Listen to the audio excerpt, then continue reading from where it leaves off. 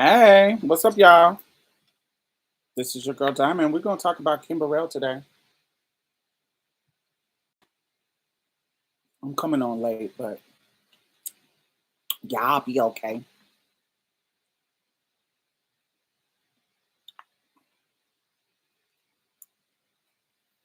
Mm.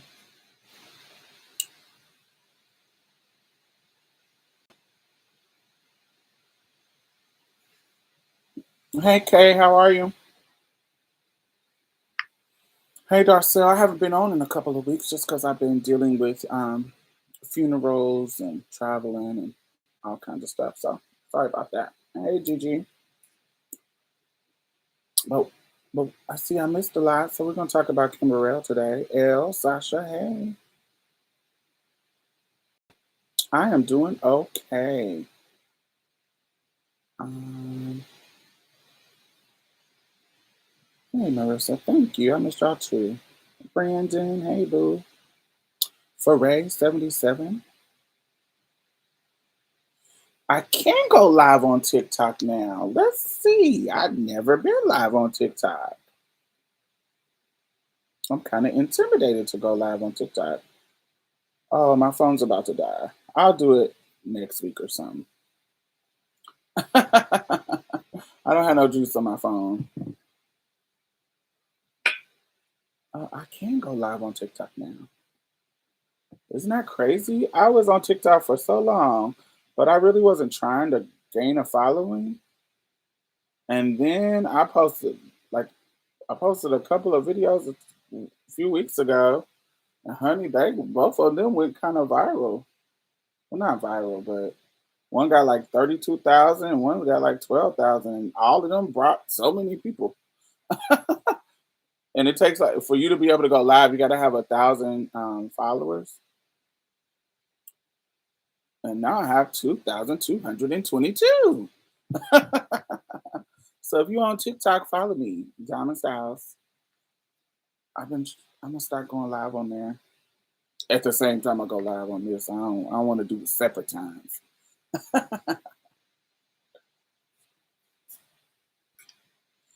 I was the one who posted that video of you. Hey, thank you, thank you, thank you.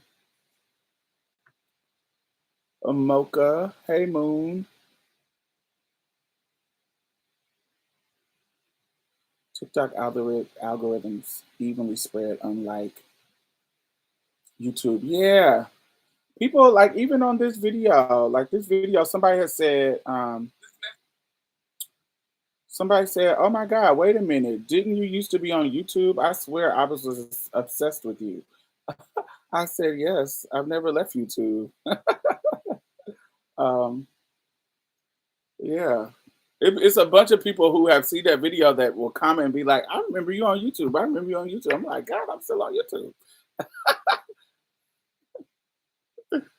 Ah. But it's funny because I guess YouTube don't show all of my followers like my videos. So sometimes people will be subscribed to me, but they were like, I ain't seen you posting in a long time. And I'll be like, oh, I post at least, what, at least once a week. They be like, oh my God, I didn't even know you make videos anymore. I'm like, that's because YouTube ain't sharing, ain't telling y'all. Or I guess or they haven't pushed the little notification bell or something. I don't know. I don't really be tripping because it ain't really about views like that. I don't be tripping. I was telling my brother that my brother Rakim is getting into social media, and he had a video that got like 100K the other day, and he was like, "Oh man, I got 100K," and I was like, "Yeah." We was talking about getting famous, and I was like, "I don't really want fame because I like to go out and mind my business out. I don't want people in my face. I want the coins though." I don't want the people following you around. I don't like that part of celebrity. But, ooh, my eye itching. Oh, I don't like that part of celebrity, but I do like I want some coins. I want to produce shit. Let me be behind the scenes, honey. Drink my orange juice. Mm.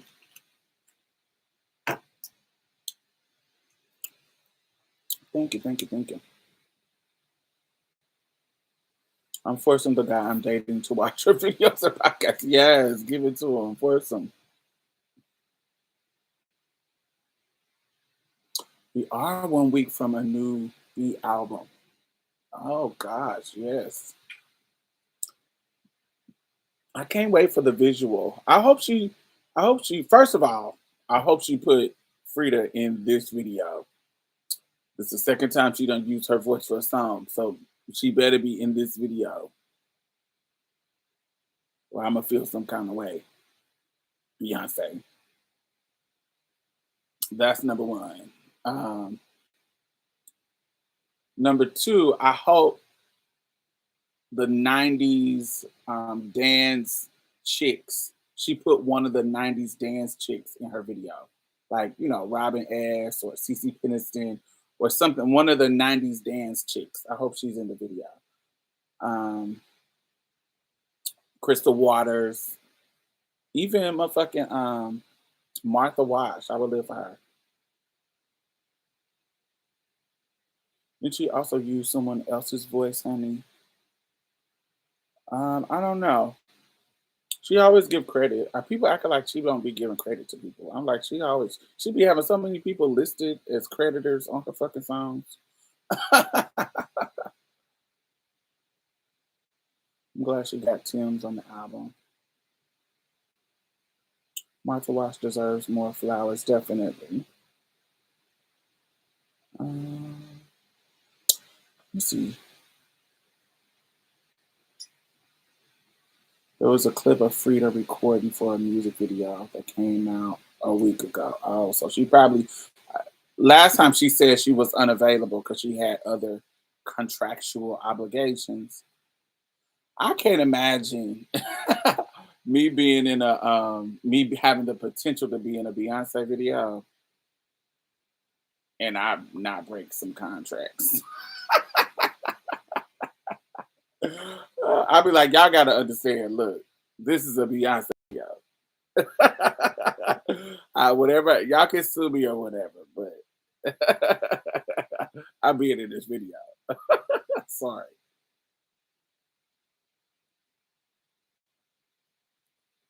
Something. Ain't no way I'm gonna be too busy for a Beyonce video. Period.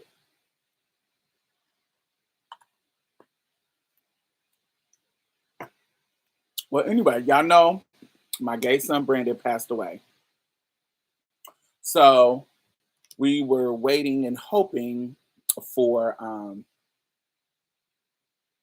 you know, to see what's going on with his funeral service. So we hit up his mom, was like, yo, let us know what we can do to help you in regards to um, the services. Everybody was ready to chip in and make something happen because he didn't have a insurance policy, but his friends was willing to, help out.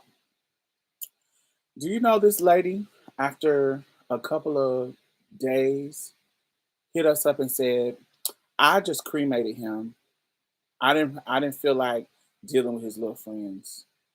I just want to grieve.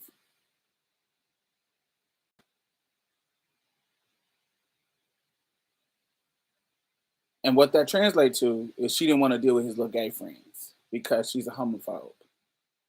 And he hadn't talked to her in like 5 years because she's a homophobe. But because he doesn't have like a will or power of attorney, she's his next of kin. You see what I'm saying? So she has the power.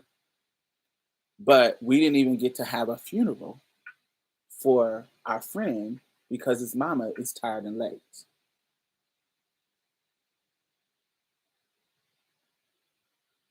So she cremated him. There was nothing that we could do because that's his mother, and we're not his blood relatives. Um, of course, we thought it was fucked up, but it kind of nothing we can do. We are gonna kind of go and do something in his honor, but we thought that was so fucked up, and this is why you got to make sure that your funeral services, like whatever your whatever your will and like what you want to do with your body, what you want to do as your services, make sure that you give the power over that to somebody. You get, I know sometimes it costs a little bit of money to get like wills and stuff together, but if you do have the money, get that shit in order so that when you pass, motherfuckers disrespect you in your death or don't honor you the right way in your death, because motherfuckers will be shady and don't give a fuck about the people who actually cared about you.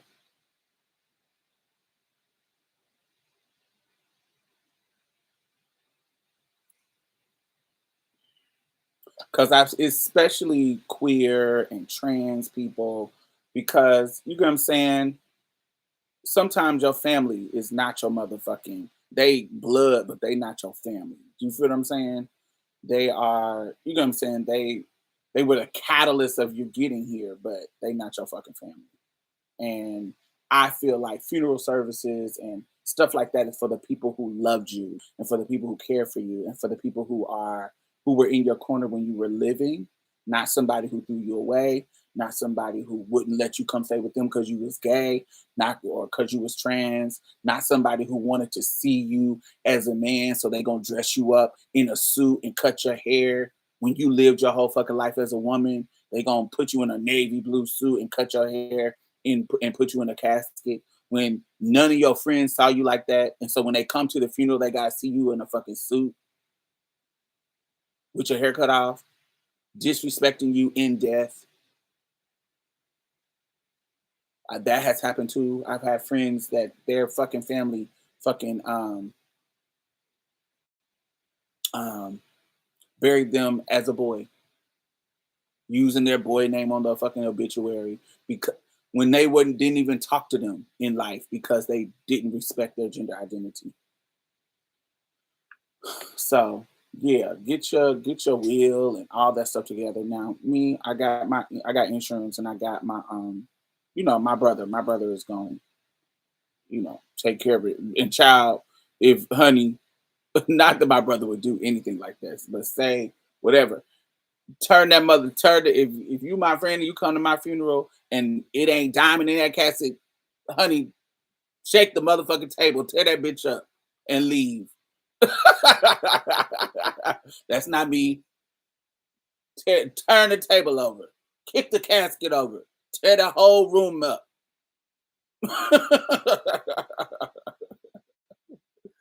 But no, I don't have to worry about that with my brother. But yeah, honey, I am definitely not the person who wants you to sit back and be cool. Do not sit back and be cool if a motherfucker is disrespecting me at my funeral, honey. Cuss all the motherfuckers out. Tear it down. Do not let it continue peacefully.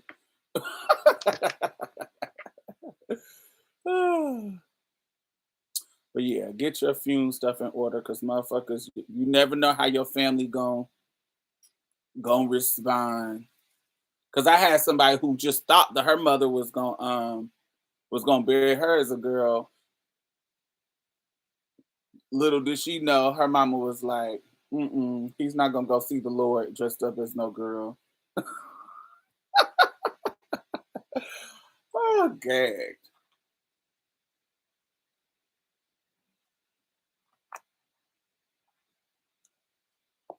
Maybe I'll adopt a trans daughter eventually. That'd be sweet.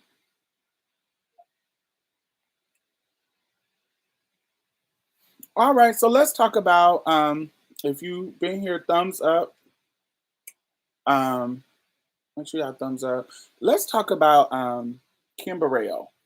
So, and a little bit of TD Jakes too, but we're gonna start with Kim Burrell. So, Kim Burrell, Kim Burrell has this isn't the she has gone viral recently in this video where she's about to sing. She has came to this congregation to sing. And I guess she's there as a visitor. And she's prefaced this conversation with like the soil had been tilled, like because I think this is at a church of a pastor who was kind of controversial too, Pastor Carr. Um, and so she felt like she was free to say whatever she wanted to say. And so in the conversation, she had some very just what is it? Is it I would say classes. That's what it is. It's classes. She was talking about people like downgraded people who live in trailers. She started the conversation of we got to start interviewing our friends, asking them how long you been broke. It's like, yeah, elitist classes, um, asking them how long you been broke. Do you live in a trailer or a home or a house? She started talking about people being ugly and how some of y'all is hiding y'all ugly under your hats. um, some weird shit about a PPP loan.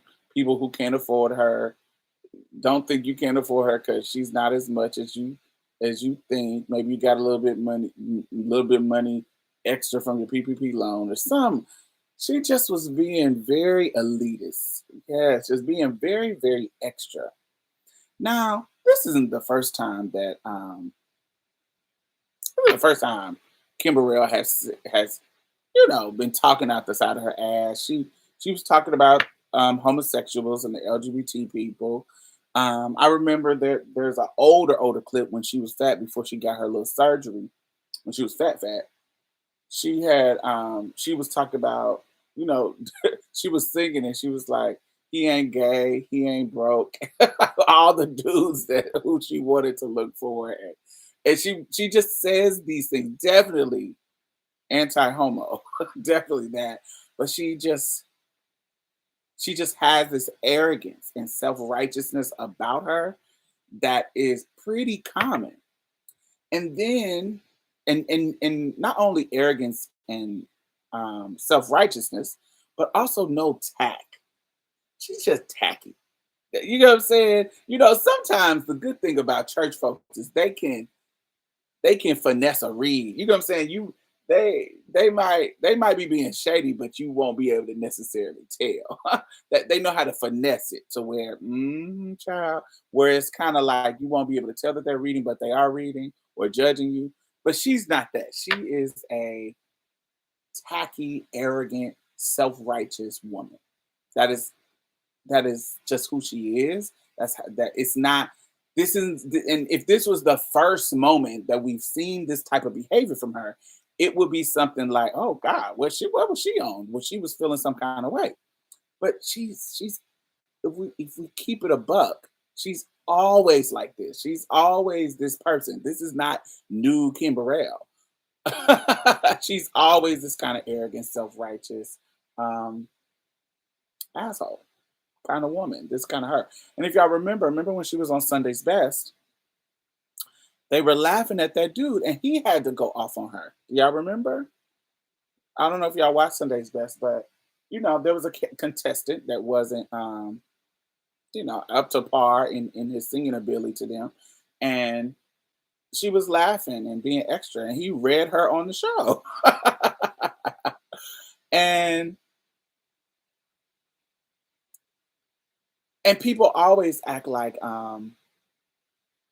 you know, since this conversation, she has apologized, and people always act like, when are they going to get tired of her? Like I hear some people saying, "Oh, when are they going to stop giving this woman a platform? When are they going to start with Donnie McClurkin?" Yes, and when are they going to stop giving this woman a platform? And I want you, being a person that grew up in the church and know the politics of church from being connected to church administrators and shit like that. If you can sing, there is a commodity that you bring. It happens with choirs, it happens with singers, it happens with preachers who has that kind of je ne sais quoi, that you move people, that there's some preachers that are fucking boring, but there are some preachers who has a dynamic way that they preach that brings people to the pews. So if you are that type of preacher, that dynamic type of preacher, a singer, like a really really good singer, or a good choir, those are commodities to the church. Like they bring people to the church, even if they are not church goers. They will bring secular people to the church. And when you have more people in the church, that is more likely that them collection plates get filled up. They also sell tickets to gospel concerts. They sell tickets to gospel performances. So if they know that Kim Burrell is going to come to this church, they can sell tickets to an event with Kim Burrell and make money and fundraise. And so thinking, and this is a capitalistic business. Church is a business. I want y'all to understand that. Church, because church is a business, a tax-free business, it is capitalistic greed, capitalistic influences are going to be a part of this business as well. And so somebody like Kim Burrell, because she has a talent, and that's glorified, they call it a gift from God, a gift, and I'm using my anointings. Because she has that power, she's going to always have a platform, because she's going to always put butts in the seats, and she's going to always be a commodity, a cash cow to the church that she is visiting, to the church that she is connected to. So she's never she's never going to be held accountable in a way that's going to stop her from getting money, because she's a commodity. She is a selling tool. And she's skilled. She's a talent. Think about Aretha Franklin and how her father kind of was steering her in that kind of direction, and using her skill and her vocal ability to bring people to his church, to people. And it's not just church. People will use talented singers to push an agenda. They did that throughout the civil rights movement.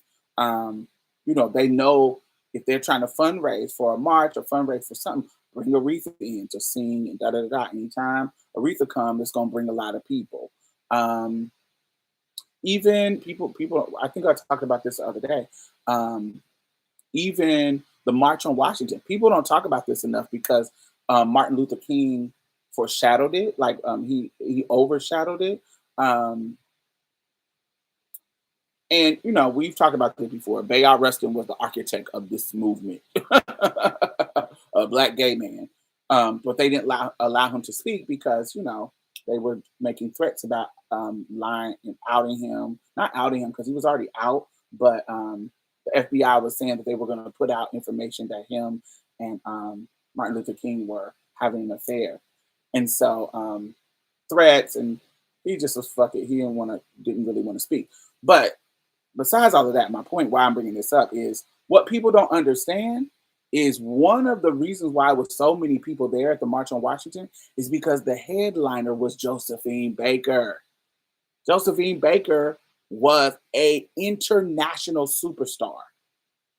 So she was one of the main people who was shrouded to be the celebrity of coming to that. And she was a speaker at the March on Washington. People just don't talk about her because, they were centering the niggas because of misogyny and patriarchy. But Josephine Baker was one of the main people who was at the March on Washington, who was bringing the crowds, because she was an international superstar by this time in her career. And that's what I mean.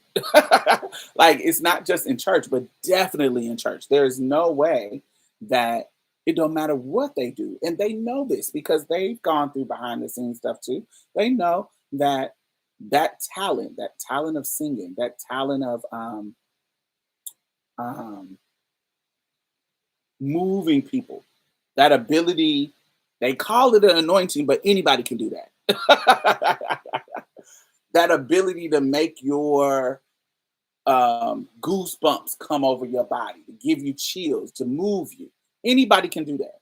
Church folks call it anointing, but anybody. There's tons of secular people who can give you those chills and give you that movement and give you that power. I don't want to say anybody, but anybody with that level of talent can be able to move you in that kind of way if they have the talent of vocal ability to be able to move you and have that soul stirring movement. Fucking every genre of music person has that, and so but in church when you have that, it is a commodity. It is something that they can exploit to get money, to get people butts in the pews. And so she's never going to be held accountable in regards to that. So she's going to apologize because, oh, this one read that I gave y'all got out of hand and it went viral. Okay. I'll apologize. My lawyers and my publicist is going to tell me to apologize. But this is not going to be the last time. It's not the first and it's definitely not going to be the last time. Because these are self-righteous, basically Pharisees, fake ass Christians. You know, I don't know. You know when somebody has just that kind-hearted, Christ-like spirit. You meet them and you like, oh, this is genuine. This is a genuine person. You don't get that vibe with fucking Kim Burrell. You get arrogant church bitch. That is what you get from her.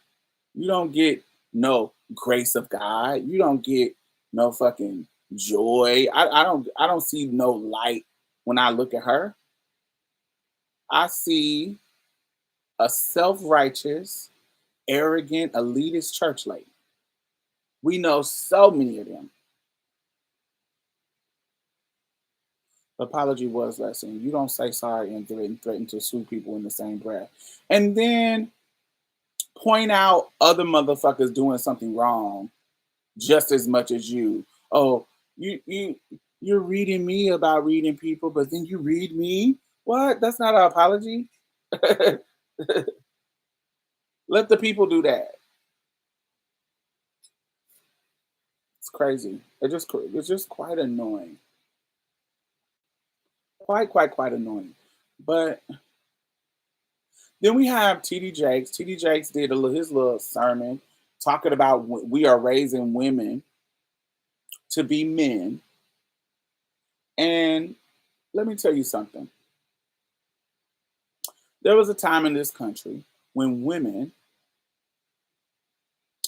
didn't have legally didn't have the right to own property. They didn't have the right to um, have credit cards. They didn't have the right to have their own businesses. They didn't have the right to have they didn't even have the right to walk the streets alone without people thinking that they were prostitutes. Like everything of status and wealth or business or independence revolved around a man. Like everything about their wealth and money and anything had to either come from a man or be connected to the man because they couldn't have bank accounts, they couldn't do any of these things without being married, without having uh, a man attached to it.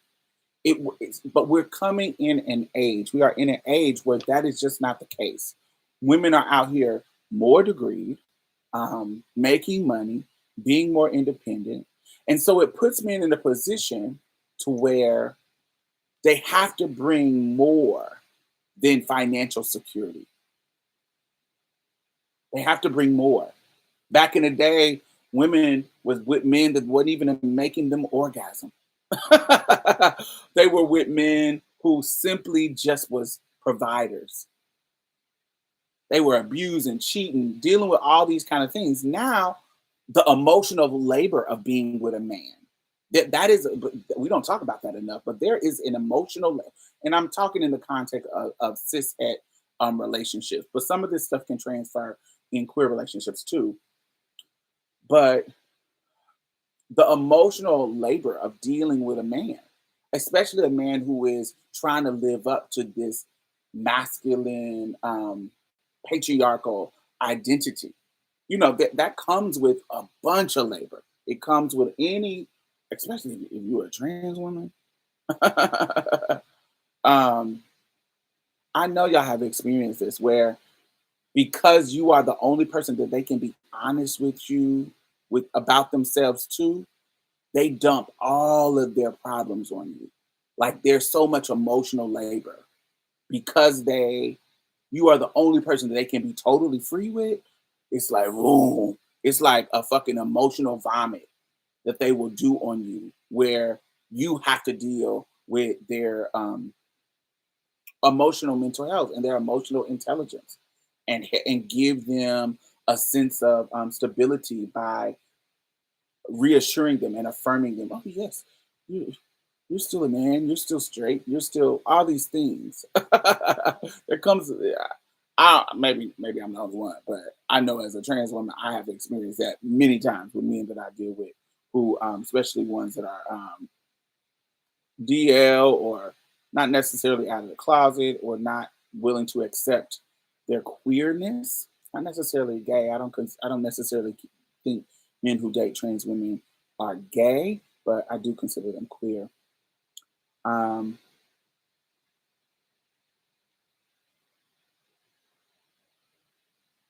but we're just coming at a time where we don't have to. Hey, Chris, where we're coming in a time where we don't have to depend on them as much, and so they have to bring more to the table. So our traditional patriarch, our traditional male leaders, our men who are in positions of leadership and power, there is going to be a backlash. There is going to be a response to these independent women in the world, right? And so, what I think is happening with this TD Jake situations is he is responding to these independent women in the world. But I think he should be quiet because, the black church will be nothing without the economic power of black women. Period. It wouldn't be nothing. He benefits from them being in power, but he wants you to be empowered so he can get the money from you, but he also doesn't want you to invest from the spiritual governance of men. He wants you to be mentally um subservient to the governance of men as leaders.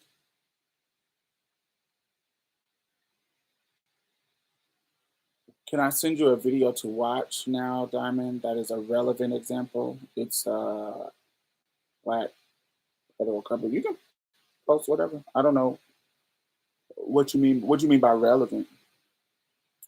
Um,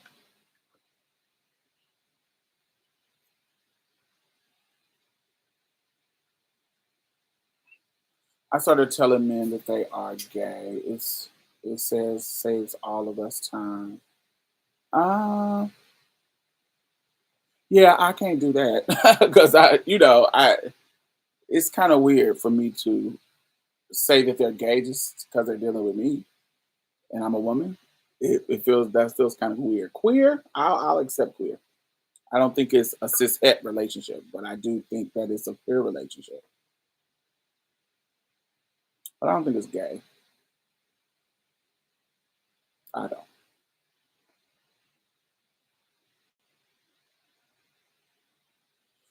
But yeah, I think there's going to be a response from the patriarchs in our lives.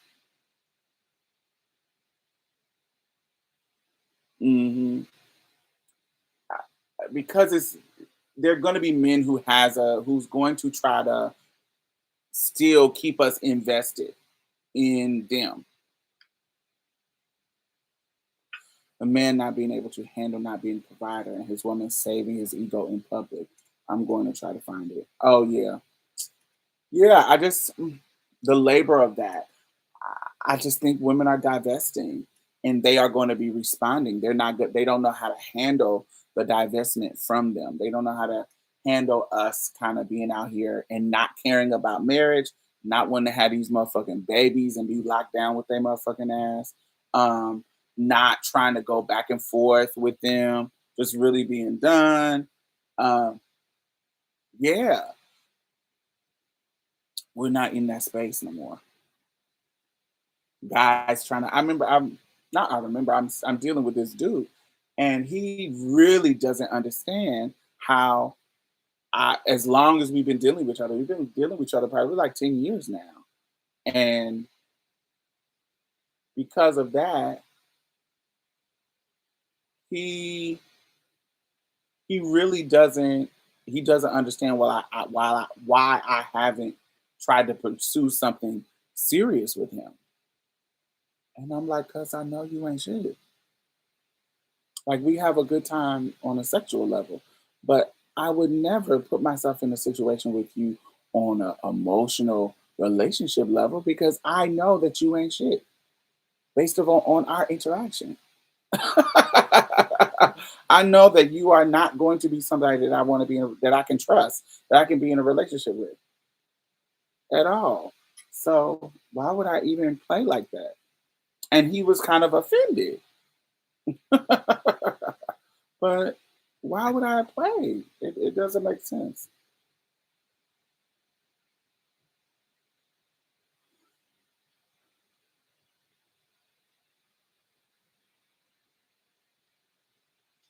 Kim and Jax, maybe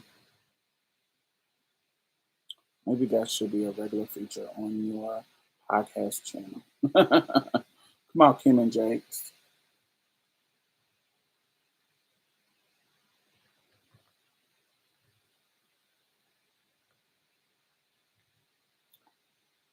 Yes, come on. New segment ideas, baby. But it's true. You just see it for what it is. Exactly. I know what this is. Like we having fun, and I'm just not willing to. I just see. I'm not. It's pointless. Like it's really pointless when I know that this isn't going to go anywhere. What's the point? Hey, Amara, how are you? What is the point of even playing with that idea? I just don't. It just doesn't make sense to me. I'm not gonna play with the idea when I know you ain't shit. It's kind of like if you get with a dude that already has a girl, I'm not gonna change you into my fucking husband because you cheated on your girl with me. Why am I think you not gonna do it to me?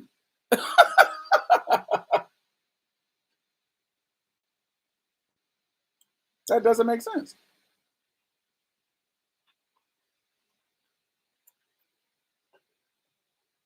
Why would I trust you when I see what you would do?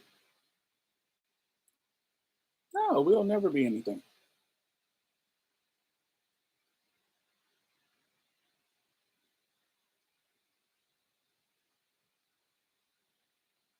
I'm not someone who believes you can't turn a hoe into a housewife because I think you can. There's tons of hoes that done turn into a housewife. But I feel like, honey, you lose them how you get them. So if you steal somebody from some man from somebody, honey, somebody can steal them from you too. Because he's letting you know that that's a potential with him. It'd be different. He said, "Well, let me get out of my relationship with her and then start dealing with you." Then he's letting you know that he at least respects the relationship out of it to come and be where he wants to be. That's way more respectable than him dealing with you while he's still with that girl. Because then he'll do the same thing with you if he gets out of your ass. Clearly,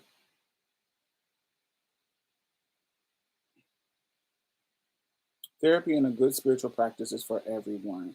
It really helps. I know that it's a challenge for some men, but therapy can teach you empathy. That's a key. Um, I don't really like suggesting therapy because therapy isn't that accessible, y'all. Therapy isn't that accessible.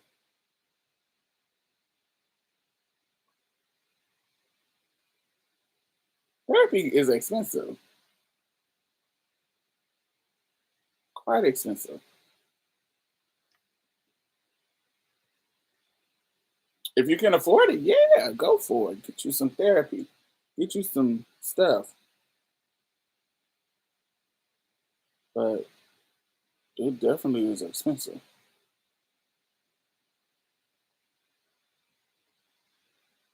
But yeah, if you can afford it, if you got the money, I think therapy is good.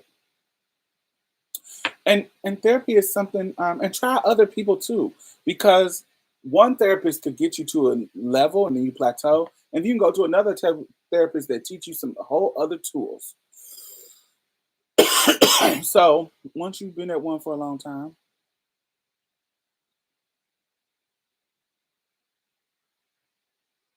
or if they do go to therapy, it helps their careers and not their relationships. Oh, let's talk about it. Amen.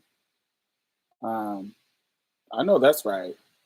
I see that a lot too, where they don't feel like they need to change their relationship, but the tools that they get in therapists, it helps their career and not, yeah, you totally right. I totally have seen that.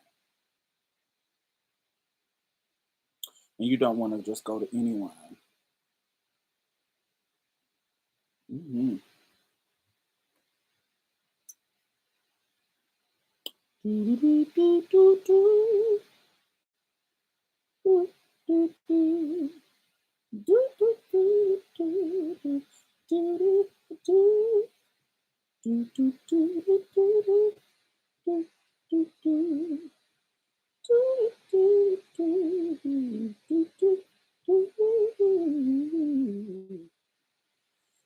Kim did a video. She did do a video on therapy. I didn't get to finish watching it, but it it sounded like it was going to be good. I have to finish watching it later. I think empathy is what a lot of people are missing. They're not self-aware. They don't see how what they do affect other people. Definitely.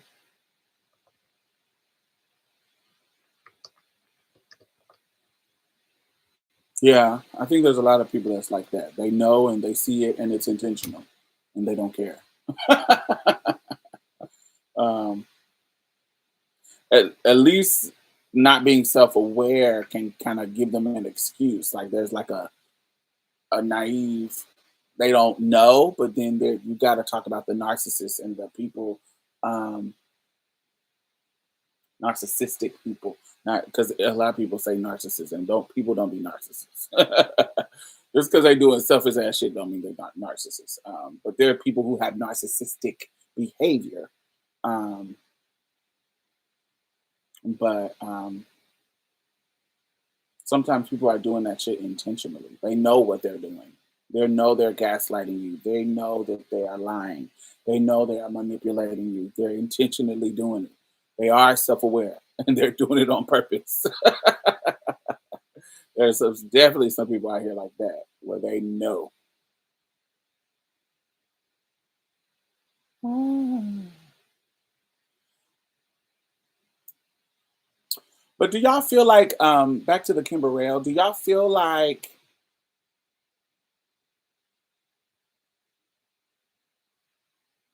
I don't know, like do y'all feel like, is church a safe place? Is there a I don't know, it just does not feel like church is a safe place anymore.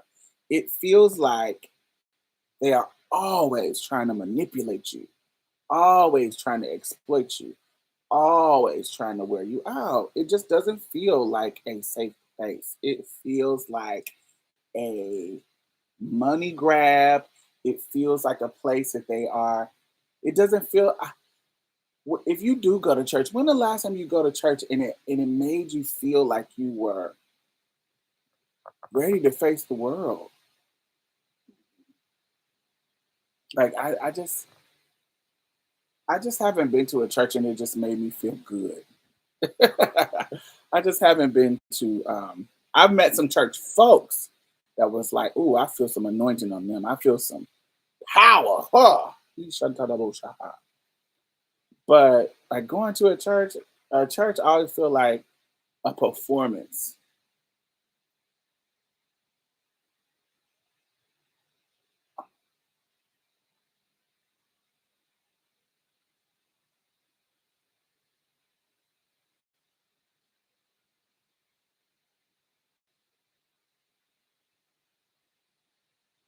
Yeah, it always feels like a performance, like it's leading, like like they're doing planned things that's leading to the tides.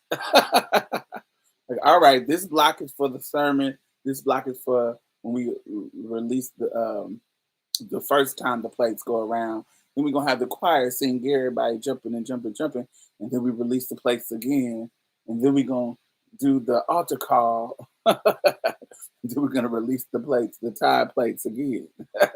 Like it always feels like it's a performance. It always feels like it's a strategy.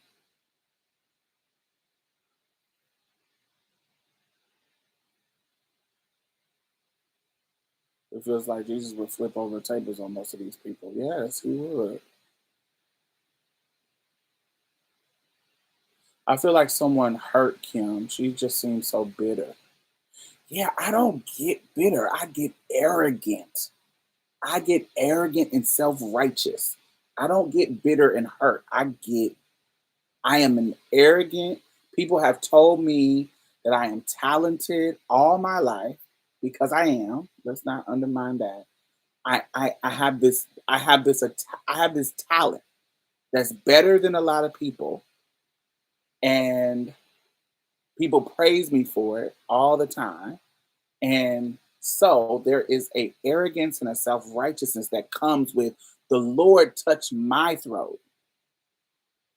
The Lord touched my throat. So of course I'm anointing, and this is the calling on my life. He didn't call you, he called me. There is an arrogance and self-righteousness that comes with someone like that. I grew up Catholic. My grandma had me in Catholic school through high school. She was deeply spiritual and wonderful and never, I don't even know what that word is. I don't know what that word is, baby. um, Let me look it up. Because I like to learn.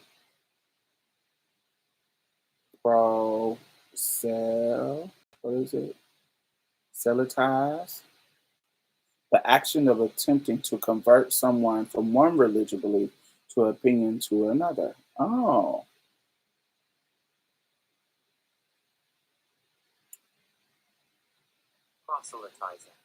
proselytizing. There you go. Never proselytize. Proselytizing. Interesting. The attempt to convert someone to one religion belief or opinion to another. That's good.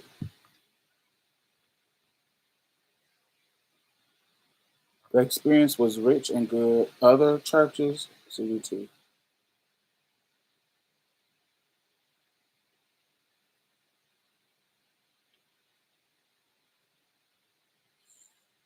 You couldn't hear her trauma manifested into that arrogance. It could be. Um, it's just I have seen that and it not be a traumatizing experience. It not be trauma in the sense of something bad happened, so I'm mad. I've seen somebody who's been praised so much that they feel entitled, and so they are arrogant and self-righteous and feel that they are above everybody else. And it's not about a trauma; it's about insecurity. It's about them trying to they're so insecure that they're trying to put everybody below them, and they attach to that, especially her being an ex fat girl. This was her power. Yeah, you can call me fat, but it's kind of like I don't know if y'all met big people, um, big people who use comedy. I've met like plus size people who use comedy as their way to befriend people because it is a part of their power. And this is something I heard from these people. They were like, yeah, I can't use the other tools other people might got because I'm a big person that people try to roast and da da da. Da. So I needed to use other tools like being a jokester and being a class clown and being able to roast people. And so I had a friend named Kiana in high school that was like that. And so I can imagine her being this big ass woman, um, having this talent. That was the source of her power. I can see that. I don't, and this is just me, my own analysis. Mm, yeah, being a good God salesman. Not so much your word. Other churches always felt fake, definitely like a performance, as you said. Also, very money driven. I've tried to find other churches that felt good. No look yet. They feel weird, surprising.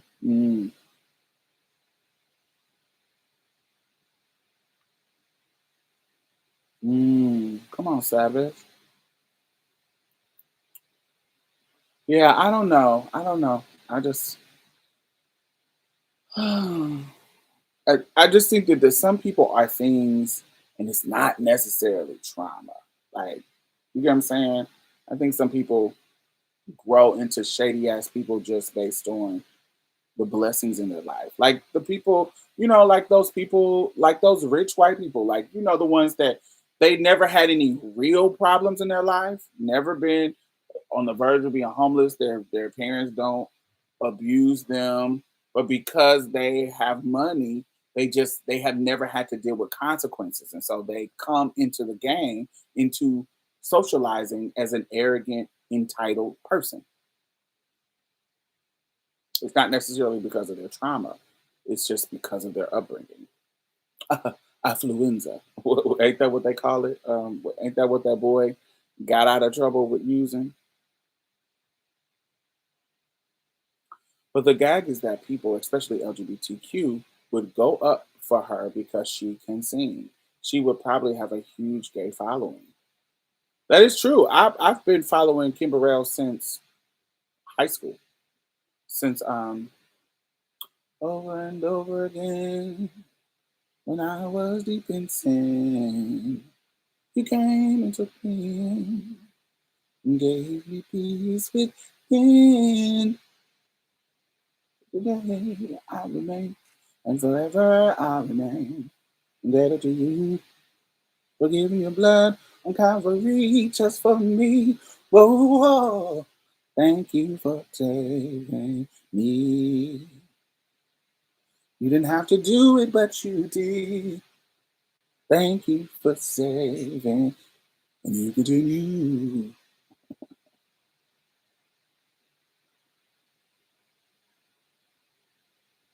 Save me over and over again.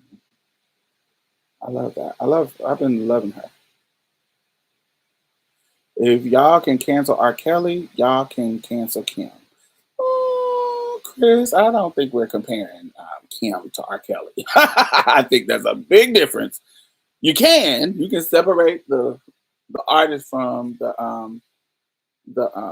the music, but I don't think Kim has done anything anywhere near R. Kelly. Her being shady on the pulpit is not her molesting and raping and abusing and sex trafficking women. I think that's a huge difference. But yeah, I'm glad you're joking.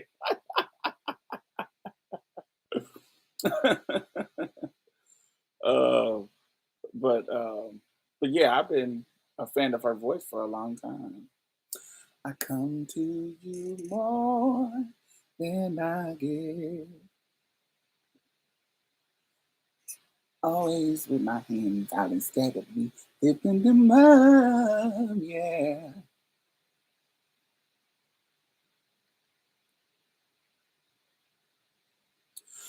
When the time comes for us to pray, we find other things to say instead of giving thanks for what God has already done. We're asking for more, more. With a grateful heart, we ought to pray. Oh, let your will be done. And if you never give me another thing, I just thank you for giving me. I come to you more than I give to you. Always with my hands out instead of me lifting them up. Yeah.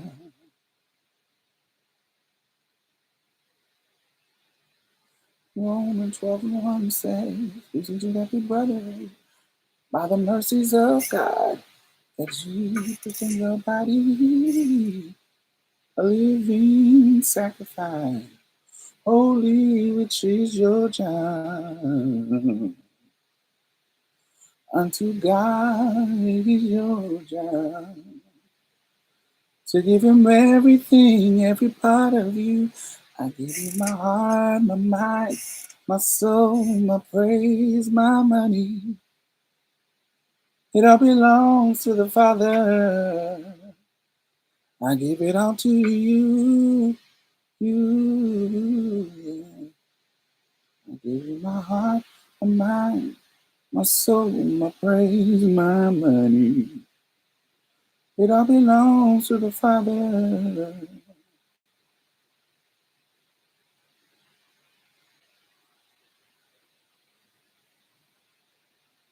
Where I can enjoy it more. Yeah, I've been loving her for a minute, minute, minute, minute, minute, minute, minute. Mm.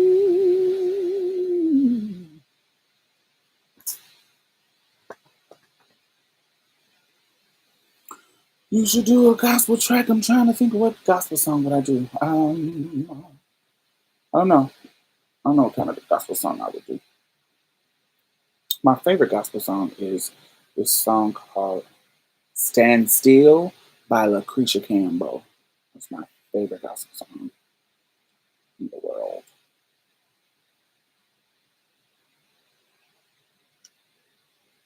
I come to you more.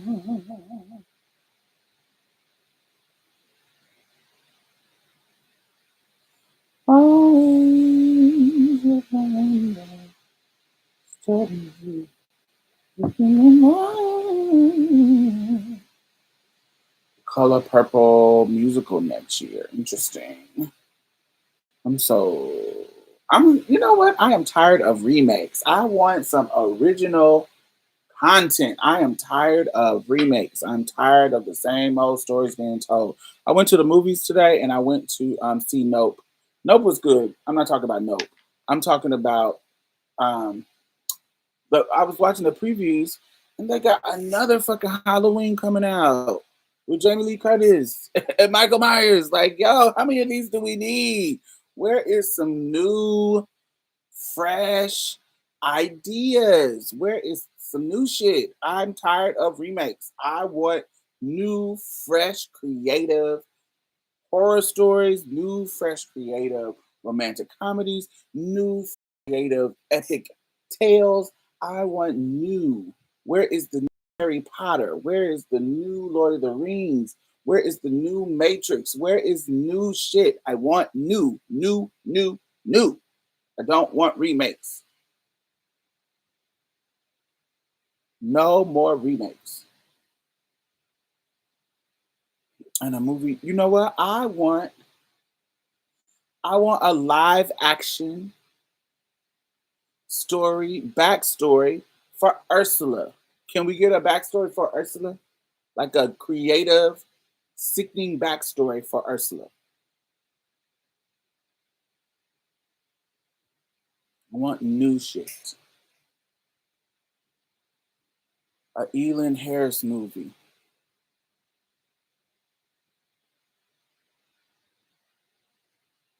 I don't know. I want something new. That's why I'm not complaining about P Valley. P Valley is new. I like that. I enjoy it. I'm enjoying P. It's not. The acting is not 100% great.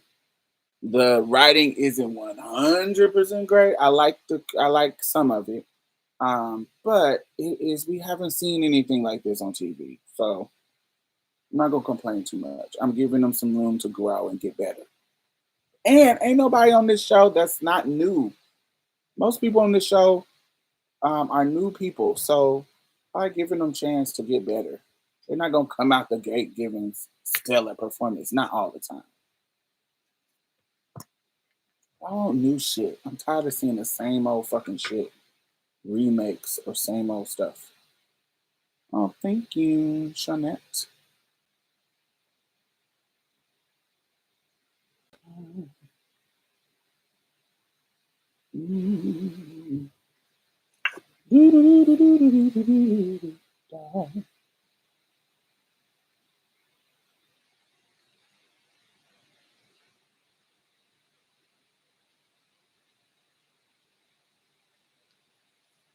Mhm. You Valley had me crying these past two episodes. I haven't watched the new one. I haven't watched the new one. Would you watch Noah's Ark with Aeon? I don't really have no interest in watching Noah's Ark. Um, that time has gone past. I don't. I don't have no interest in watching it. I do regret not watching it when it came out, but now I definitely don't want to watch it.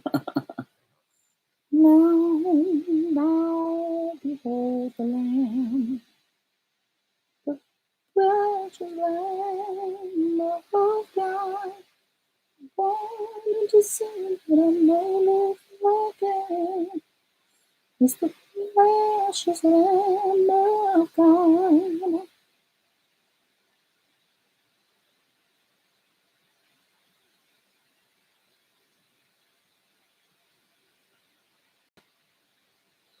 Disney is doing Marvel and Star Wars together. Baby, they got Obi-Wan Kenobi. They got what's the other dude name? I do like Mandalorian. Are you looking forward to Woman King? Yes, I'm looking forward to that. Um, I'm looking for any new story, any um I'm tired of the same motherfucking stories getting told. I want more just new narratives, new stories, new people. Ta-da.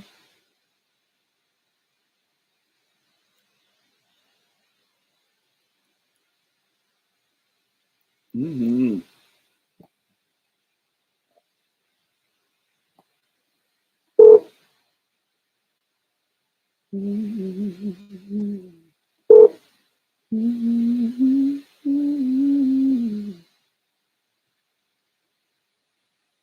Raised by Wolves was very new. I tried to watch that. I couldn't get into it. When does Black Panther 2 come out? It's been a minute. I don't know at all. I haven't really been paying attention to that. It seems like ain't nobody coming back. Well, I don't want to say ain't nobody coming back. We got weirdo, anti-vax, fucking um, what's her name? Lethea, right? Whatever the um, Suri girl is, weirdo, church, anti-vaxxer. Have you tried the Nevers? I have watched the Nevers on HBO. I did like that. It kind of got slow towards the last couple of episodes, but I did like it. She was supposed to be the lead. She got weird. And then Daniel isn't coming back. Um,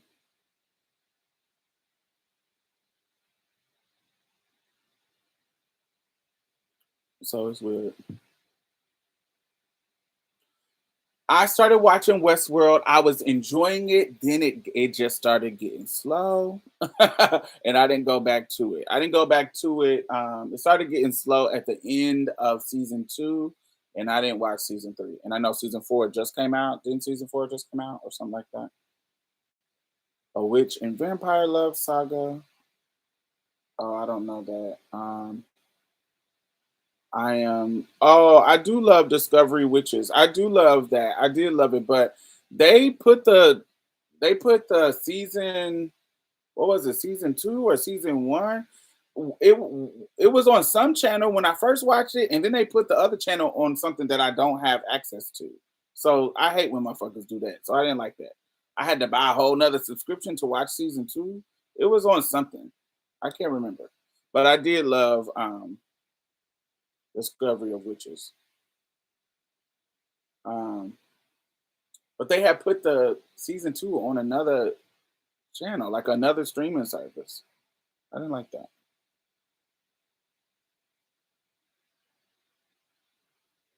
So I haven't watched the whatever is it season 3 or season 2, whatever the season that just came out. I'ma fumble that bag. Imagine fumbling a Marvel bag. Yeah, stupid.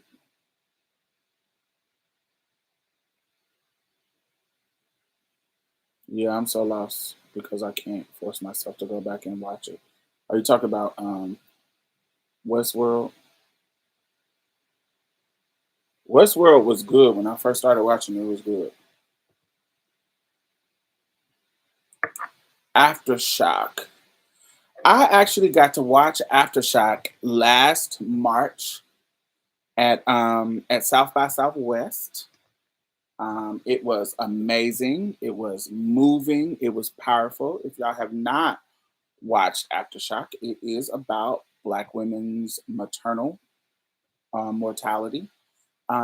It is amazing. It is a great documentary. It follows Black women who, through their birthing journey, some of them passed away, and it follows some of their baby daddies or husbands and dealing with the aftershock of losing a mother, during a Black mother during the childbirth, and it is powerful. So make sure tons of facts, tons of um, great narrative, and the man is fine. um, but yes. Check that out. It's called Aftershock. Another one is called The Big Payback. The Big Payback is produced by Erica Alexander, which is Maxine Shaw on Living Single. She is directing and producing this film, and it is about it's about this Black woman who is the first Black woman who kind of spearheaded getting reparations, and they got it and won in Evanston, Illinois. Um, my niece graduated from Evanston High School, so I heard about her a while ago. But I actually did a sickening photo shoot with the actual lady that is the feature in that in that um in that film in the Big Payback, and we did a great. It's powerful leaders. They did like a photo shoot with all of us, and that is. Let me see if it'll zoom in. Um, will it zoom? Okay, yeah. So this is of course me, and this is her. Her right here. She's the main person in that documentary, and she is a politician now, and she was able to get reparations for the people in her district, like reparations. They voted for it and passed it, and she was able to get it, and so it's amazing. These every I'm gonna talk about them one day, or when we release the picture. But everybody in here is doing like sickening ass work. Like him, he is doing. There's a pipeline that is trying to go through Brooklyn, like some kind of pipeline that he's blocking, and they tried to do like facial recognition surveillance in his building, and he blocked them and got started being like into politics and block that shit. Um, God, it just all of these people just did amazing stuff. So I'm probably gonna end up having them on the show. But we all did like really, really. We all did a photo shoot together because were a part of this project, and we was looking fly. We was looking so fly, so cute. When we went to New York, in Dumbo, New York, Brooklyn, baby. Do some photos on the carousel.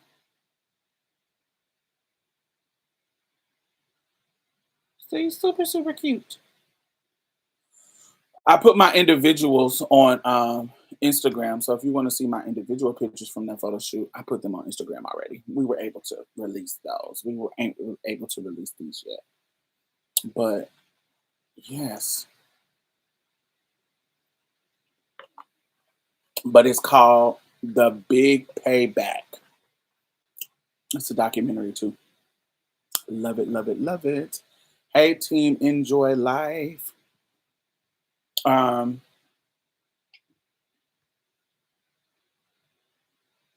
Lost in Space on Netflix is almost as good as Stranger Things. I tried to watch Stranger Things and I could not get into it. I couldn't get past the first episode. I was so bored.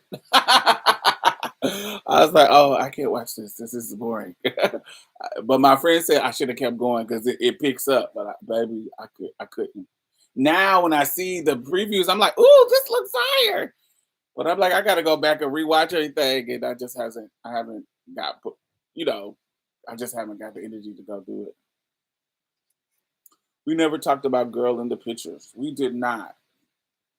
We did not. We did not. We did not.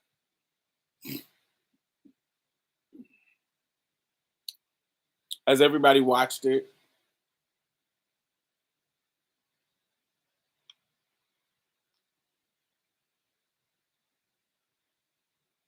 Sometimes you got to get through the first couple of episodes.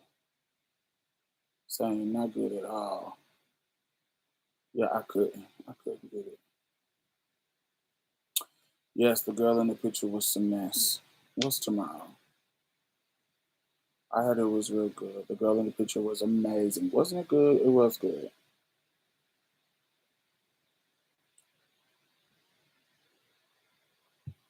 All right, so I'll come back on tomorrow and we can talk about the girl in the pictures tomorrow. I'll do it again. I'll try again. I couldn't come back that same week. But yeah, we could talk about the girl. I'll come back on tomorrow. Mm-mm-mm. I'm waiting on Handmaid's Tale. Yes, they just released the new trailer for season 5. I am excited, excited, excited, excited. Especially to see now that Fred done got killed, baby. Ooh, wait. But I kind of love it. I love it in the sense that the power of Handmaid's Tale is the women. Yes, the dudes are like, you know, this thing, this patriarchal power. But it's the women. It is the women, the nuance of the women's power from Aunt Lydia, Serena, the class level of the Marthas and the wives, and the three different classes from the Marthas, the handmaids, and the wives. Um, it's just powerful. Like Serena being one of the architects of this Gilead land, and you still getting wore out by the power of men in the place that you helped create. That is just the power of that. So for them to shift it, I don't know if they're going to do this, but I hope they do this. Now that Fred is dead, for them to shift the focus as if Serena becomes a leader in Gilead, because the way the trailer looks is that she's a mourning widow, And if she becomes a power in, think about if, think about this. This is the only way, hear me out. This is the only way I think that June would be able to get back into Gilead and survive. There is no way that June would get back into Gilead and not be on the wall. There's no way. At this point in the story, there's no way that they wouldn't put her on the wall. Period. But imagine if Serena goes back to Gilead as this mourning widow and maneuvers and use her power to upsert all the dudes, getting revenge for them cutting off her finger. I don't know how they're going to be able to do this, but imagine if they did it. Imagine if they figure out a way how to get the storyline to where Serena start getting power, getting cahoots with Aunt Lydia, not becoming a Lydia, but becoming where she is maneuvering to unseat the men. And it starts to work. She gets them together, start wearing them out, getting revenge for them cutting off her finger. Since it was her vision. And she becomes the power, not to undo it, but to just be in power. Because that's what this is all about. This is about power. It's always about power. Just so she can undo and become power. That's the only way I can see June getting back into Gilead to get Hannah and living long enough to negotiate with Serena, because she's not going to be able to negotiate with Lydia. She's not going to be able to negotiate with any of the men. If June, the only person that she has an emotional connection to is Nick and Serena. And there's where she would have some power, some mental power to be able to convince them to do what she wanted them to do. Serena and Nick. That's the only way. And that will be so good. We would get the dudes to get wore out because they wore Serena out and the girls out. We would get she's the only one who could get in there and wear them out. She's the only one. Her or Aunt Lydia. Who could undo the men? It has to be one of the wives. It cannot be one of the handmaids. It has to, unless they blow them up. Like, you remember, like, girl did in season 2. Was it 2 or 3?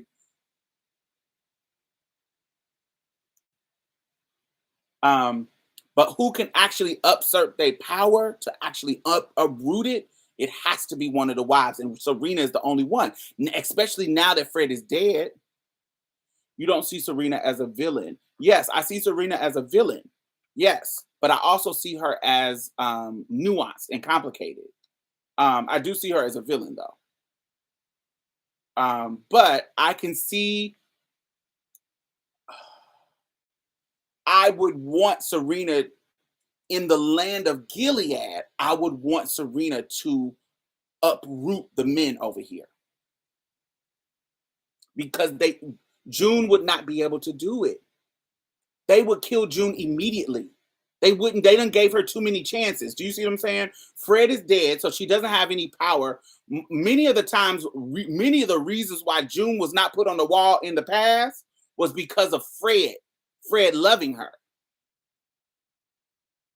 Do you see what I'm saying? But Fred is gone. But isn't Serena's grin? Yes, but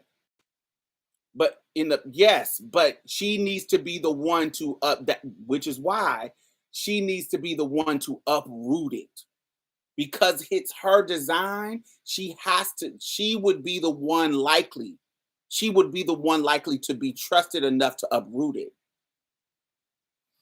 I don't know. That's the creativity of the writers. I can see her coming back as the widow. Imagine them letting Canada letting her go.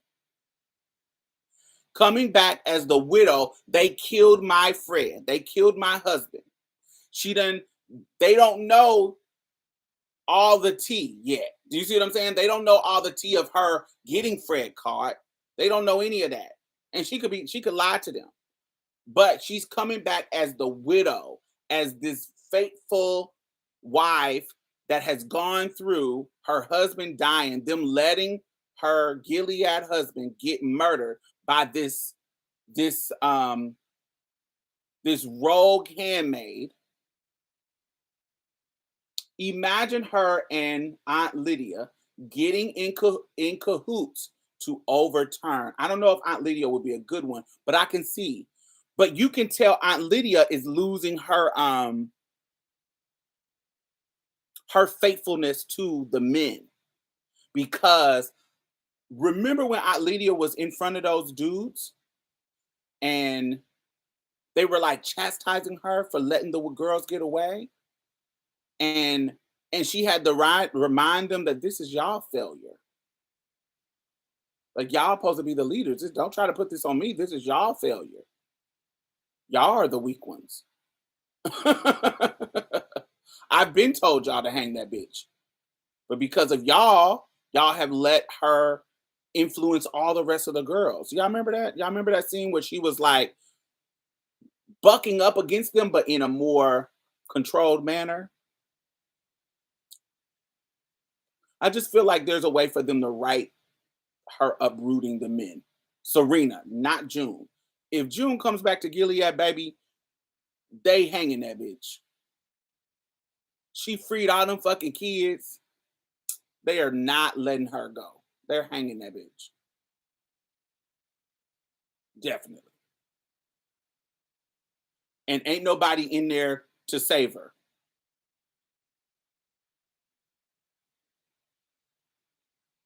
Could it be with Nick? He could get some respect for whatever reason. There's enough people. There you got Nick, you got the commander, the one that the other commander, the smart one, the smart dude, Commander Lawrence. You got Nick, Commander Lawrence, you got Lydia, you got it's too many people in there that got some fondness to June, that there's tons of stuff that can happen to undermine them for it to be a good story to me. And I don't think we should make Serena do it to unroot Gilead, but do it to unroot the men. Lydia seemed low-key crazy though. Yeah, but we got to get Lydia. I think it would be cool to get her to break. We're seeing Lydia's arc to break from her religious stronghold. We haven't seen Lydia break from that. We've seen a glimpse of it when she in her interaction with Janine. We've seen her soften up with Janine a little bit. And then she got back bad, like she was beaten. We need to break her from being a fanatic. That's what this would be. Her helping Serena buck up against that would be her break from being a fanatic, because we haven't seen that break yet. We haven't seen a break of Aunt Lydia. Serena needs to stay in Canada, or at least leave her baby in Canada and don't let Gilead know she had a child. Oh no. I could see Serena using that. Like saying that this is God's will. Like, they know she got shot. That was a public assassination attempt. For her to be able to have a baby in the middle of this time where babies are not being had, she could take this and turn it into a fucking miracle from God. She could easily do that and influence them, and they would suck it up. Especially because her assassination attempt, what made her not be able to have kids supposedly not be able to have kids was so public. Remember, she got shot when she was trying to make Gilead happen, and somebody shot her ass. But for her to come back and have a baby that everybody is going to assume is Fred's, they're gonna suck that up as a miracle from God, baby. So she got the fact that she's a Gilead commander's widow, that she is pregnant, and they pseudo care about pregnant women, that she wasn't supposed to have kids, and having kids is rare anyway. Only a few people were able to still have kids, only a small percentage.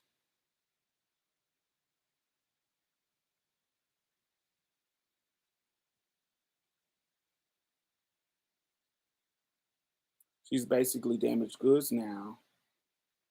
Mm-mm. This is her husband, though. That don't make her damaged goods. If they believe that that is Fred's baby, if they believe that that's Fred's baby, then she's not damaged goods. That's her husband's baby. She's supposed to have baby by her husband, even by those rules.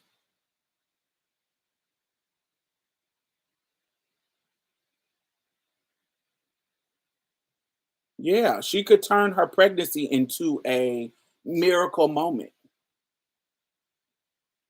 These is church folks. They love that kind of bullshit.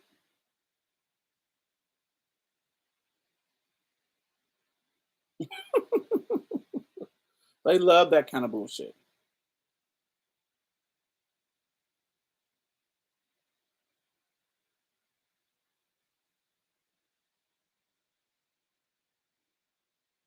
I can't even remember. It's not Fred's baby. Is it Fred's baby? I don't know.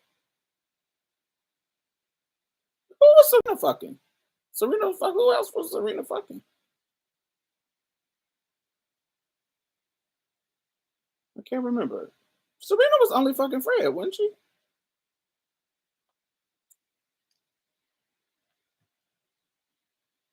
Yeah, I don't think she was cheating.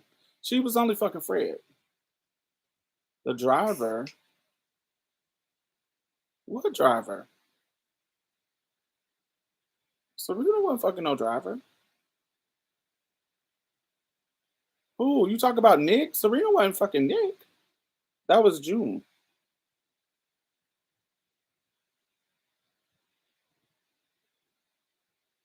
Yeah, yeah. Nick was the driver. He was with June. Serena wasn't messing with nobody. Serena was fucking Fred.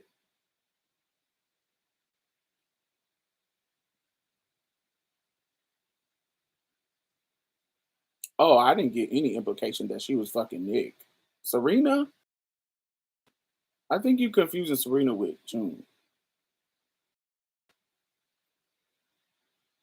Right.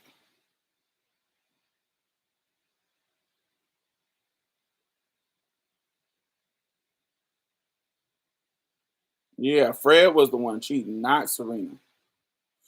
But but yeah, but yeah, she has they have a gold mine of how they could get Serena to come over in Gilead and shake it up.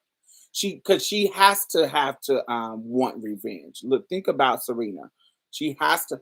If I would love to see Serena come build power over here in Gilead, and then at the end of the series, the battle is between June and Serena. That is what I would love. Whatever the battle, the good and evil would be Serena and June. That's what I would like. That would be a perfect ending to this saga to me, where we see the unraveling of the patriarchy by one of the women over in the right. I think that that would be dope. Um, hey, I think that would be dope because I feel like she would be the only one that could maneuver in that world, but not to dismantle it, but to be the head of it. And then June try to dismantle Gilead with her being the leader.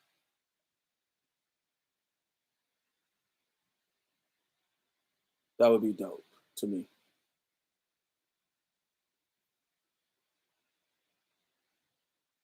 Because to me, the best storyline for me is the critique of white feminism, of conservative feminism.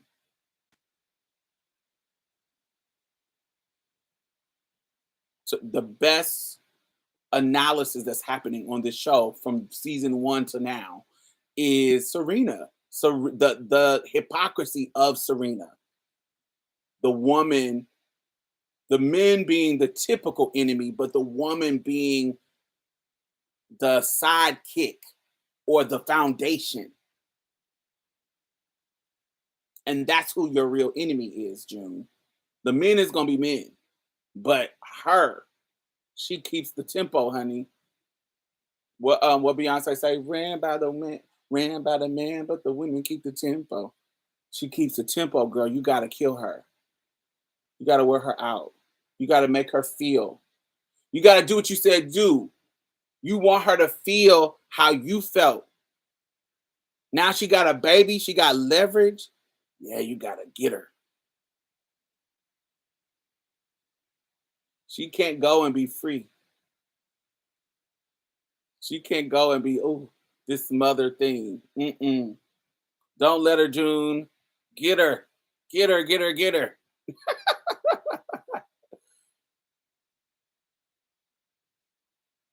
That would be dope for me. I can't wait to see that.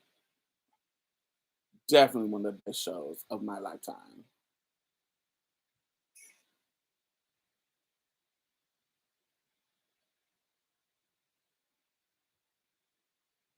Yes, Serena is all of that. Yes.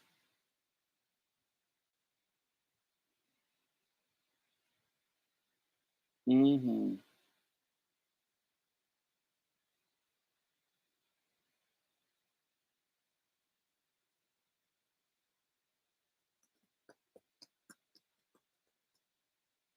Yes, I want all of that. I want those dude on that panel. I want them dudes on that panel to get wore out. That whole group of commanders. I want Lydia, Serena, June, all the women to wear them out. I want them one by one. Get them.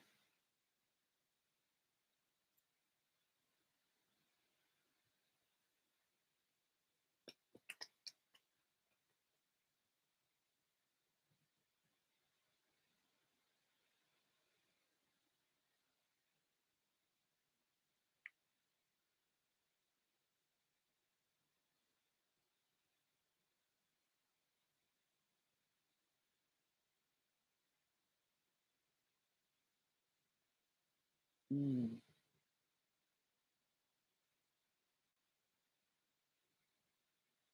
I need them to release the whole season at once. Yeah, I'm spoiled by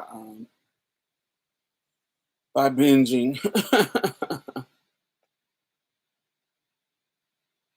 Thank you.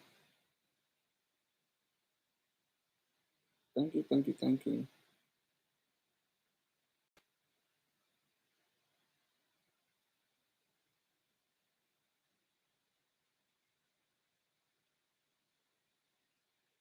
The Man on High Castle. No, never heard of it. Mm-mm. Never heard of it. Never heard of it.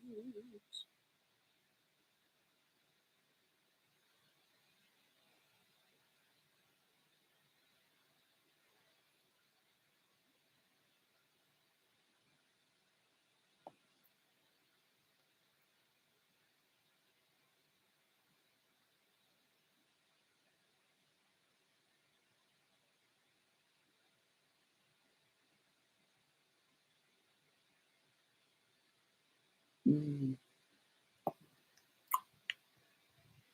Westworld. I started watching Westworld, but it got boring in season two. And I didn't even start season three.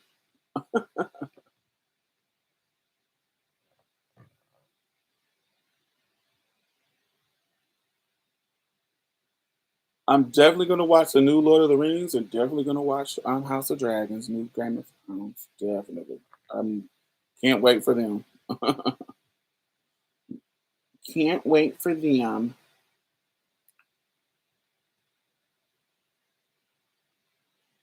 No, what's going on with Castor Semenya?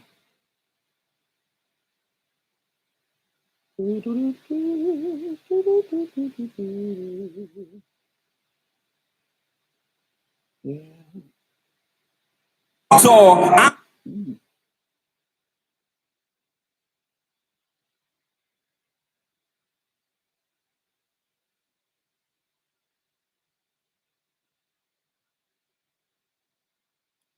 It's weird how people are mad. There are black characters in House of Dragons and Lord of Rings. It's weird. That should say I should scratch. I should scratch everything you said from mad that they're everything from mad. Just put a line through it and just right next to it put racist. It's weird that people are racist.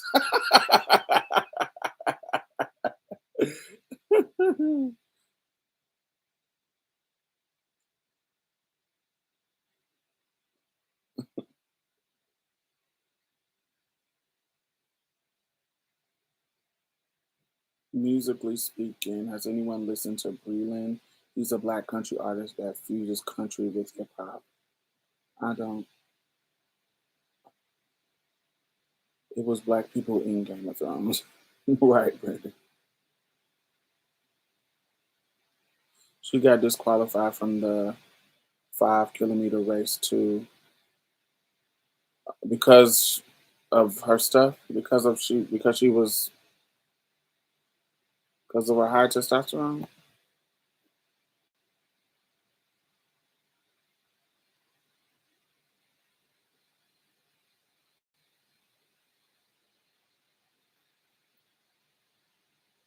Why let her run?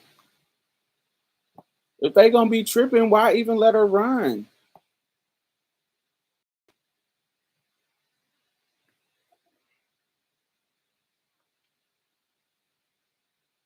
Yeah, Westworld was. It felt like it was a good storyline, but mm, mm,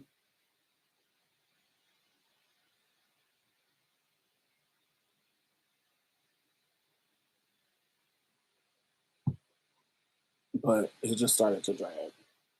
So I couldn't watch it anymore. Mm.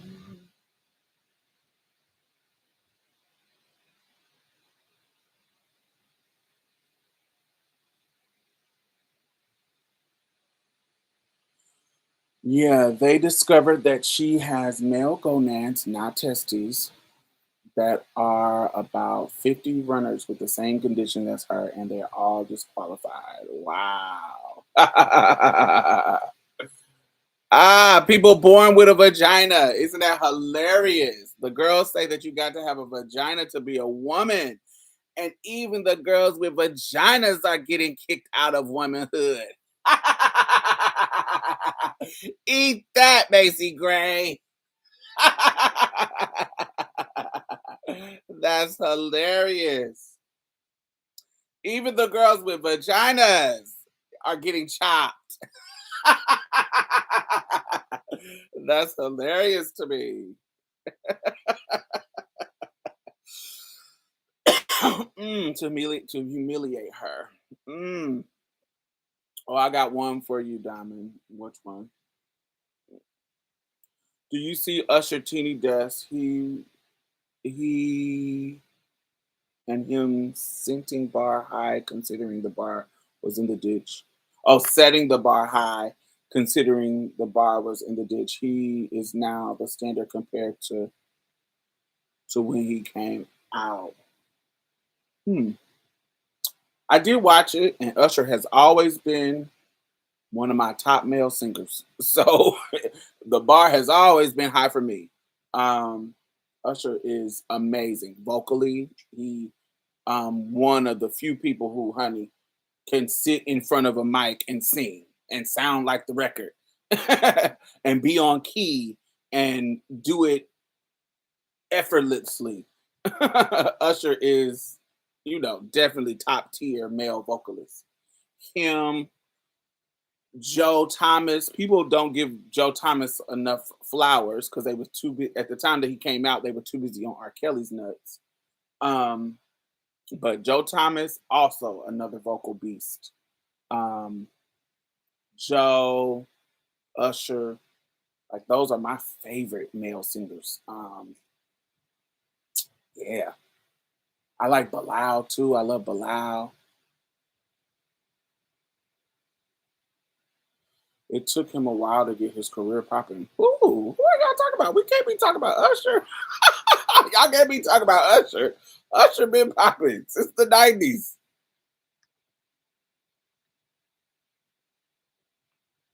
Who are we talking about? I'm still mad about the Macy Gray nonsense. The conversation was intellectually dishonest. Oh, child. Macy is weird. Ugh. Can't nobody that they used to call a man when I was younger make me feel like not a woman. They were calling you men's when I was a kid. At the same time, they was calling me a man. So, girl, get out of here. I still like John B. No. um,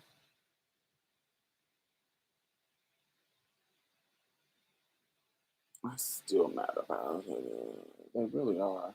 Usher popped off by opening for Janet. He didn't hit right away. Oh, I don't even remember Usher from Janet.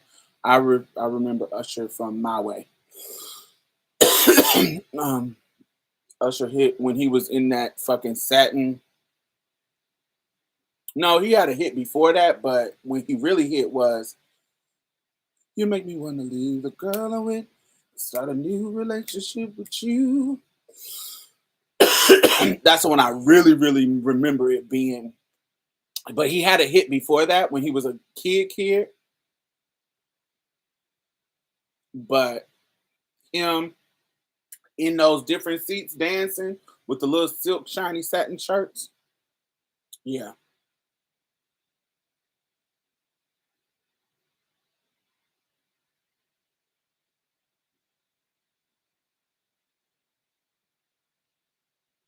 Yeah, I'm talking about his solo career.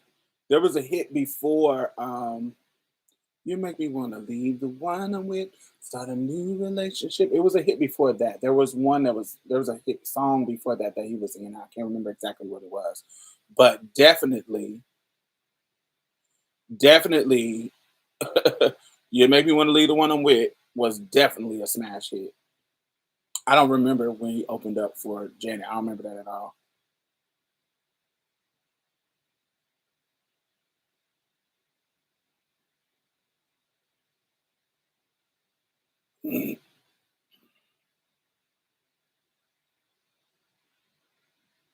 I'm going to see Usher next month in Vegas. I saw Anita Baker last month, and she still sounds amazing. Her voice is all her own. Yes, yes, yes, yes, yes. I love Anita.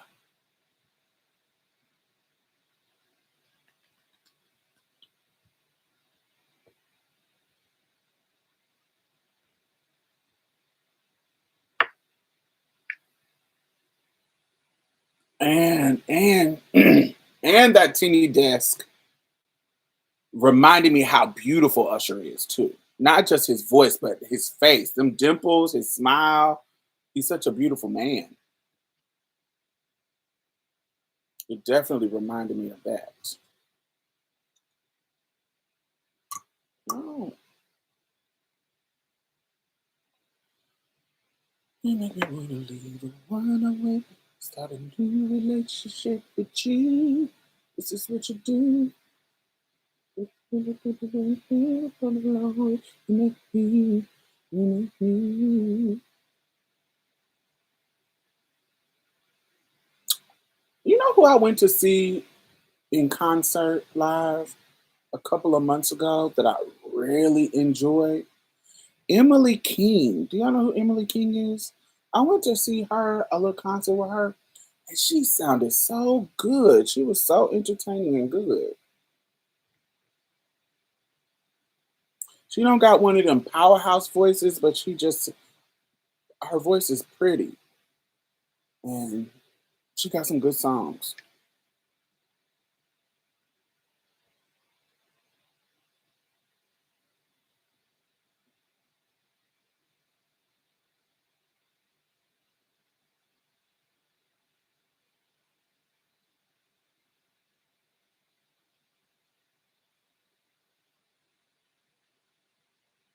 Yeah, Emily King is a I guess I would say she sings R&B. Um but she is a she's not like a powerhouse. She's not like a powerhouse singer, but she just has a pretty ass voice and she got some nice songs and she know how to use her voice and it's just pretty. I love it. And so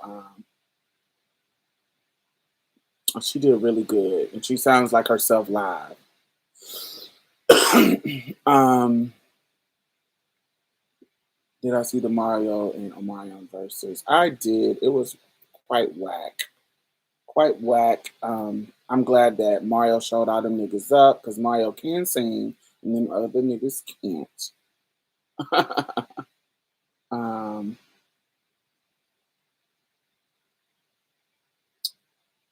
mm,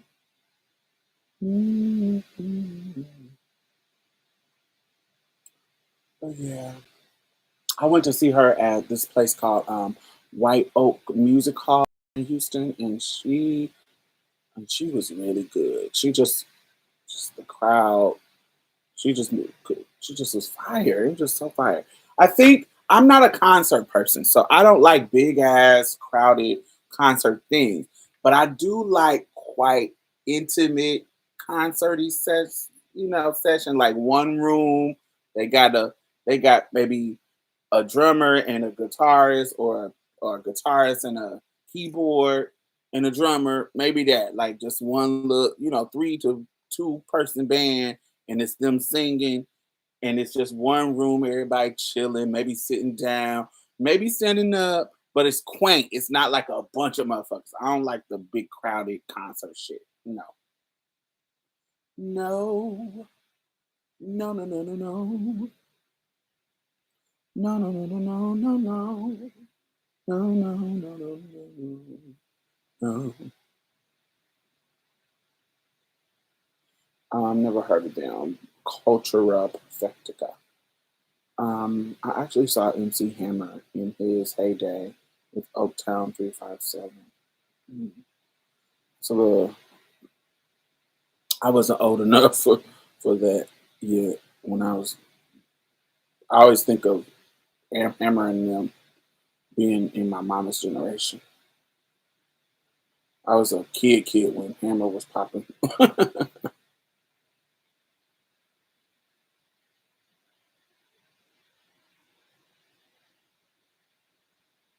I like George. I don't know. I like a lot of songs by her. I think I like Me. There's a song she got, Me.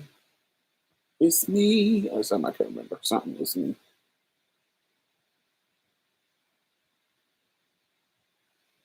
I refuse to listen to Salt and Pepper after they did Spinderella that way. Yeah, they got weird. Yes.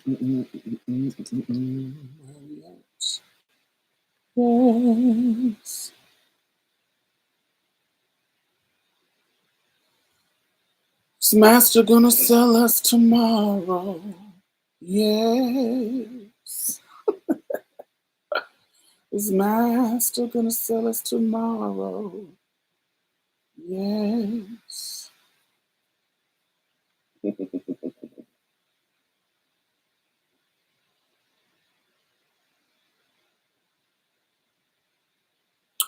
Artist named Holland. I love that scene. That scene is so funny to me.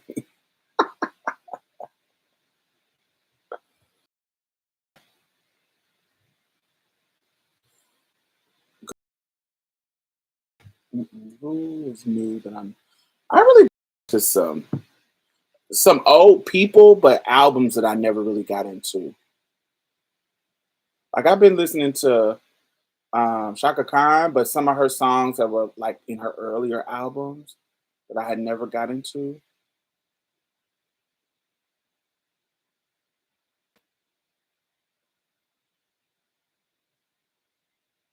That scene is so offensive.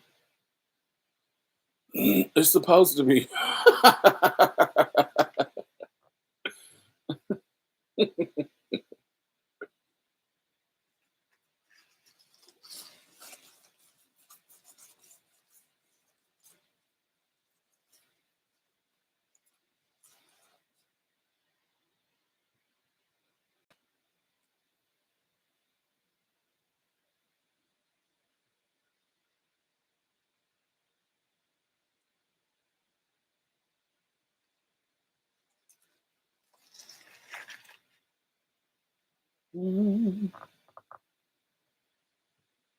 I love Tina Marie.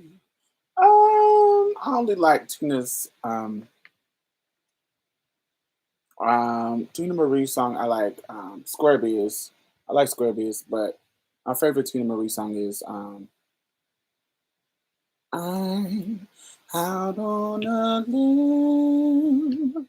I'm giving in to you again. Baby, baby, out on. I'm giving in to you again. Hold me, love me inside me, and hold me, love me right away.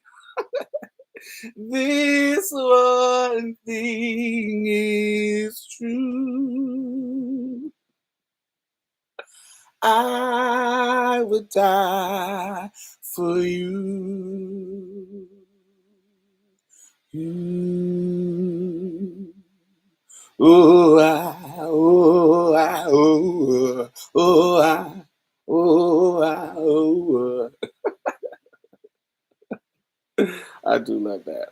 I do love that's my favorite song by her. I think my second favorite song by T. Marie is "If I Were a Bell, Baby, I Would Ring to let the whole world know that you're my everything." That's my second favorite song by her. And of course, I like Fire and Desire, but I'm talking about her songs by herself. Yeah, Out on a Limb is my favorite.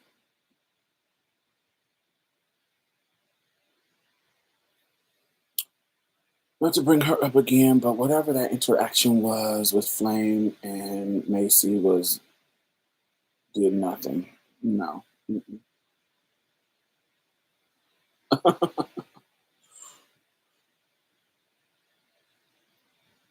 Who else? Who else? Who else? Who else? But other than those songs, I don't like too many. Arrested Development. Um, a game of horseshoes. That's all I remember of Arrested Development.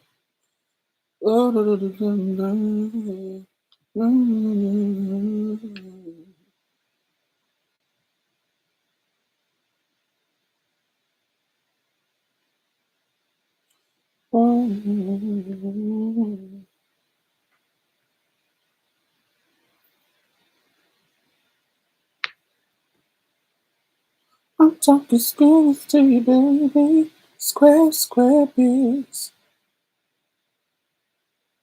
Yeah, yeah. Square biz.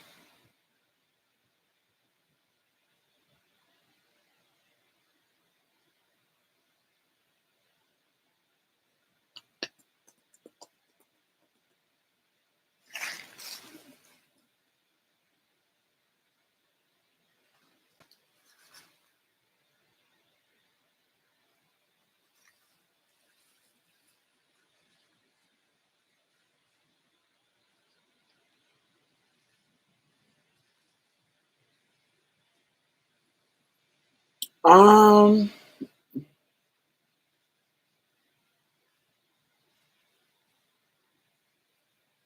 I actually was on Pierce Morgan's side in the Janet Mock situation. I don't remember him misgendering her. But in the initial conversation, now afterwards he was getting weird, but the initial conversation that was weird, the initial conversation, I actually was on his side and I did a video about it. I think it should be still up, maybe. But I think the initial conversation, not his response to that conversation, but the initial conversation, I didn't think he was wrong. But Janet admitted that she was wrong and she just was nervous.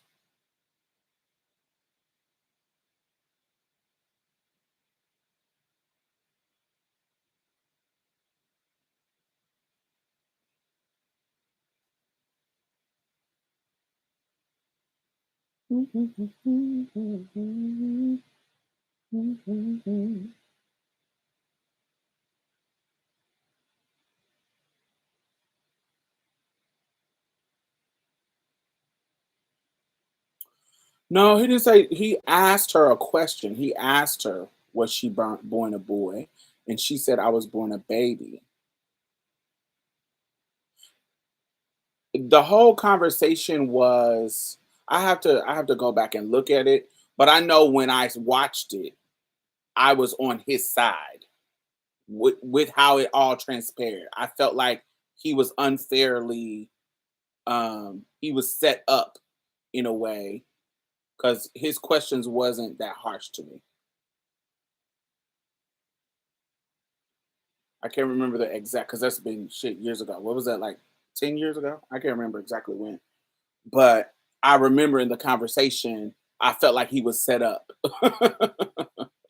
where he was trying to be a good ally and be respectful, and he was set up to and even Janet came back and said, um, thank you, Brandon. And even Janet came back and said that she was nervous and didn't explain it the way she wanted to explain it. Um, but yeah, she had came back and said came back and said that she was nervous and didn't respond the way she wanted to respond, and she didn't because she was nervous. She didn't want to. She didn't set the boundary, and so his question wasn't that far. You can from me watching him, it didn't feel like he was trying to be an asshole. And then somebody saying I was born a boy. I don't really necessarily find that offensive. But I'm not here to tell what other people should be offended by. But I don't. If somebody, especially 10 years ago, somebody asking me was I born a boy, that's letting me on their show, I'm not gonna turn that into something offensive. I'd be like, well, yes, I was signed male at birth, but that was years ago. I can't necessarily. I don't think I would have been offended. I don't think me personally.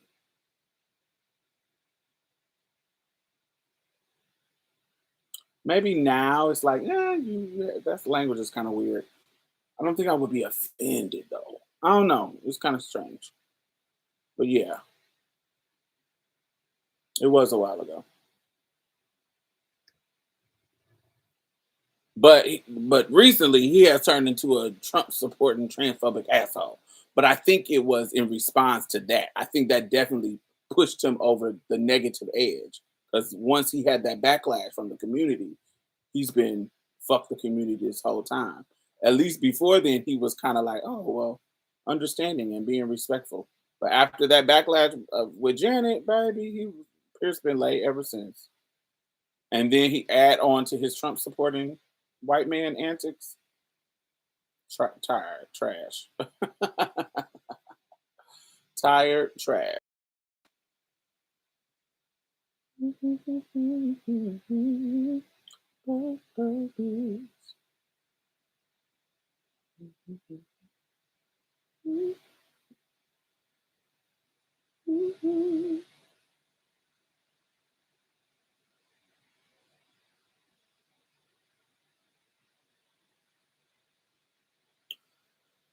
Oh.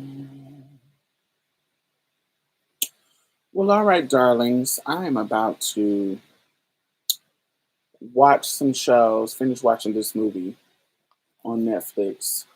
I'll come back on tomorrow and we can talk about hey Ray, and we can talk about the girl in the pictures tomorrow. Like about I don't know what time tomorrow, but in the evening. And we'll talk about the girl in the pictures. We'll kiki about that. Make sure y'all thumbs up and I will see y'all tomorrow. Bye bye.